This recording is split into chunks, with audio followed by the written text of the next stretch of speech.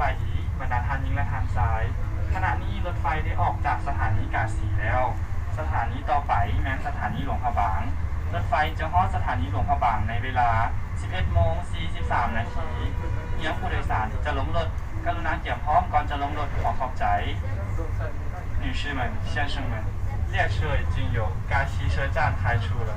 前方到达拉布拉邦车站列车正点到达拉布拉邦车站的时间是11:43分请需要下车的旅客提前做好下车准备谢谢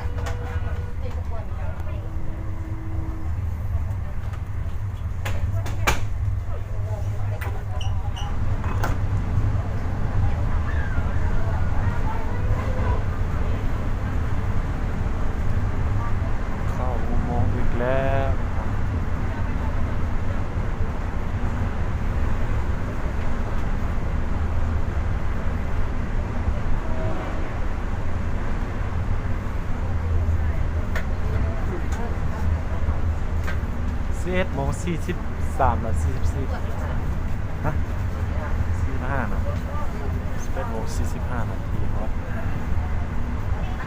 ประมาณ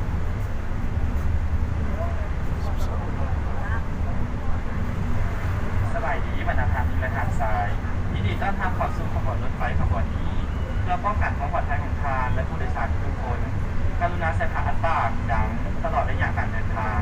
ห้ามบ่ให้เตรียมบอลนั่งตามใจมากและพยายามลดทอนการไปมาอยู่ในรถไฟขอเข้าใจให้พอมือ女士们先生们欢迎乘坐本次列车为了保护您和他人的身体感谢你的配合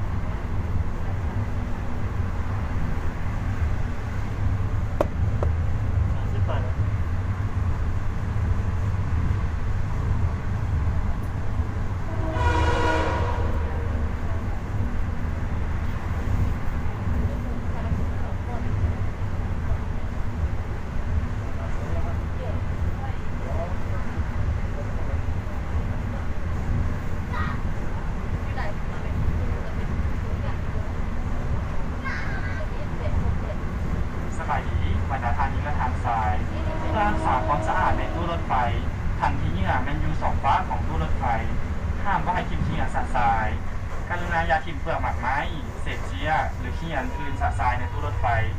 กรุณาอย่าทิมสิ่งของหรือวัตถุใดๆในอ่างล้างหน้าและในห้องน้ำเพื่อหลีกเลี่ยงการอุดตันและส่งผลต่อการอักเสบของทาน女士们先生们为了保持车内环境卫生列车两端设有垃圾桶请你不要在车内乱扔果皮纸屑列车洗手间与卫生间内请不要在乱扔异物以免堵塞影响您的使用谢谢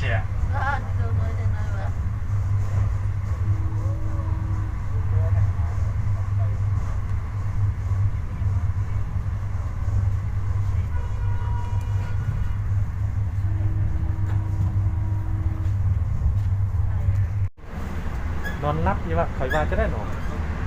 สายตื่นมาเอาเพราะว่ากูบ่เปลี่ยนพุ่น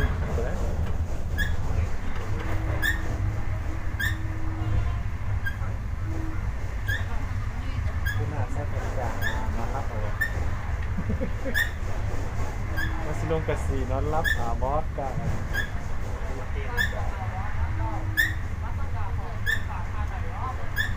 ของเขาติดค่ะส่งมานี่ว่านตัวถาวรเจ้าวัดต้องยาวของเพื่อนเนาะส่งมานี่ว่านตัวถาวรเจ้าโมมีเนาะโอ้นำงามเลยโอ้ยนกกองนี่ก่อน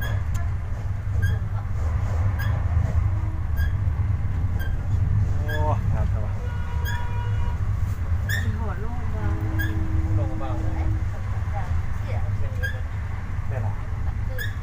หัวแล้วหัวเที่ยวดอกกันเลยตรงนี้ก่อนนะดูวิสัยนี้หน่อย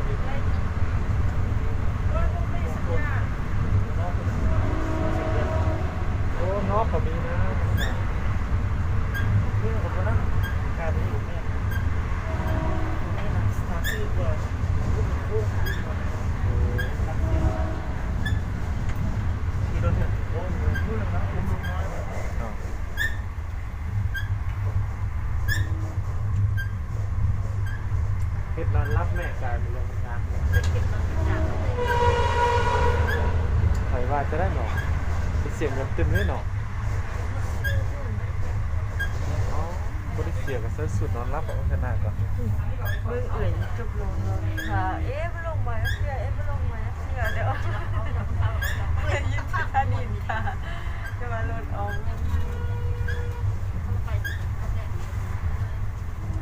เนี่ยน้องบางคือทางน้องบางไหมทางที่ค่ะ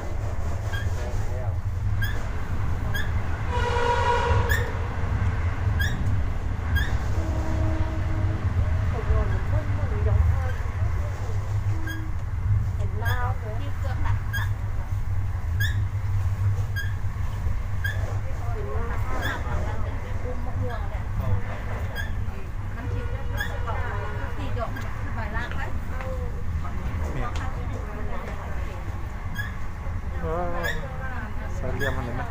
ใส่เรียมทำประทับอยู่ไม่ยี่กัน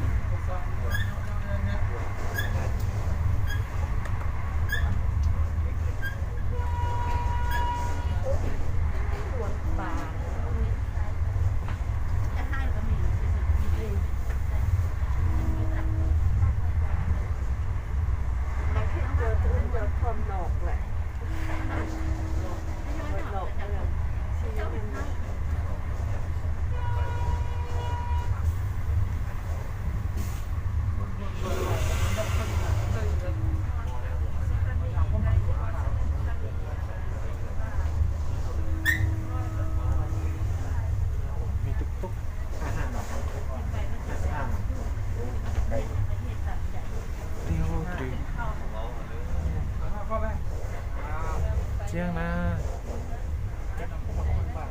สบายดีวันอาคารมีทางซ้ายขบวนรถไฟใกล้จะฮอดสถานีหลวงพระบางแล้ว ผู้โดยสารที่จะลงสถานีหลวงพระบางไม่ให้เก็บเงี้ยสัมภาระของตนเอง เนื่องจากว่าเวลาในการจอดรถมีจำกัดเนี่ยผู้โดยสารที่จะลงรถกรุณารอถ่ายรถจุดยิงก่อนเพื่อหลีกเลี่ยงการเกิดอุบัติเหตุของขอบใจ女士们先生们列车马上就要到达拉布拉巴车站了请在拉布拉巴车站下车的旅客收拾好您的行李物品做好下车准备列车到站时请不要慌忙等列车停稳后再下车避免发生危险谢谢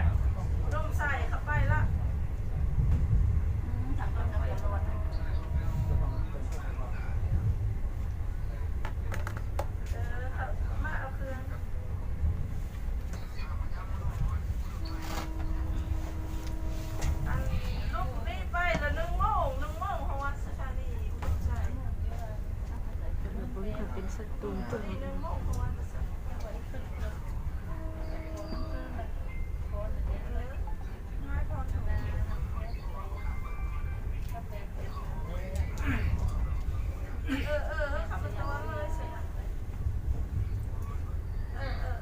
พอแล้วแล้ว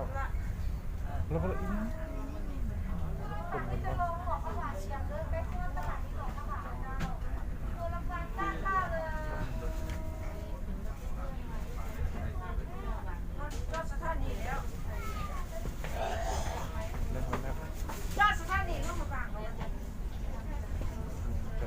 ฝั่งนี้ที่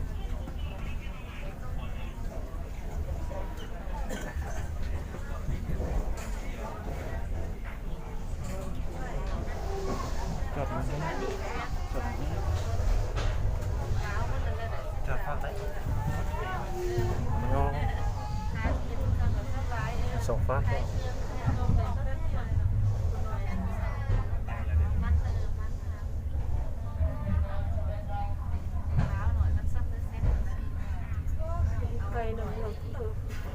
ไก่30 บาท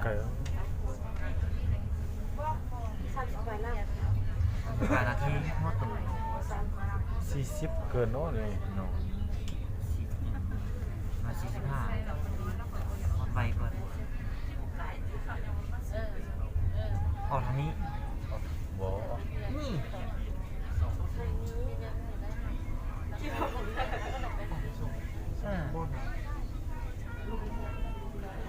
นี่ประตูที่กระดาษ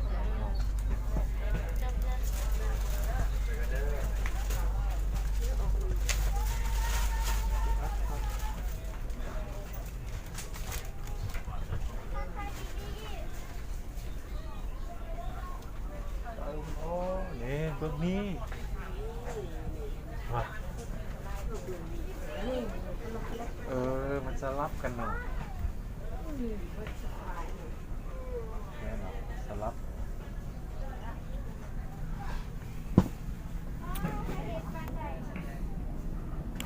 ว่าคนขึ้นไลน์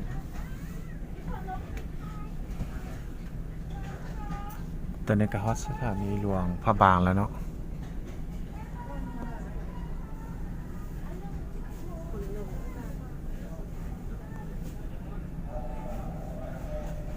บทเด่น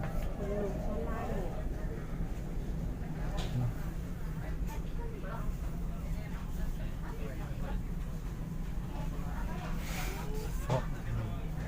เป็นยังไง